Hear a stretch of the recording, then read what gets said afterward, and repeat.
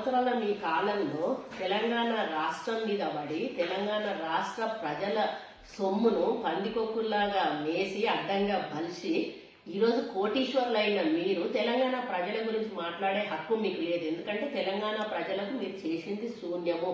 అమరులైన వాళ్ళ గురించి పట్టించుకున్నారా? అమరుల కుటుంబాలకు ఏమన్నా చేశారా? జైళ్లలో పోయిన వాళ్ళకి ఏమన్నా చేశారా?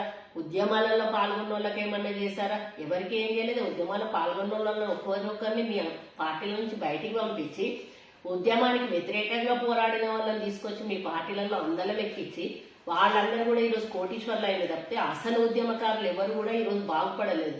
అటువంటి పరిపాలన మీరు అందించి అడ్డంగా ప్రజాస్వామ్యను దోచుకొని తిని ఈరోజు దొంగల్లాగా తిన్నారు కాబట్టి ప్రజలు మిమ్మల్ని బయటికి పంపించి మమ్మల్ని ఈరోజు అధికారంలోకి తీసుకొచ్చారు. కాబట్టి ఇది గమనించి మాట్లాడితే బాగుంటుందని కేటీఆర్ గారికి హెచ్చరిస్తాం.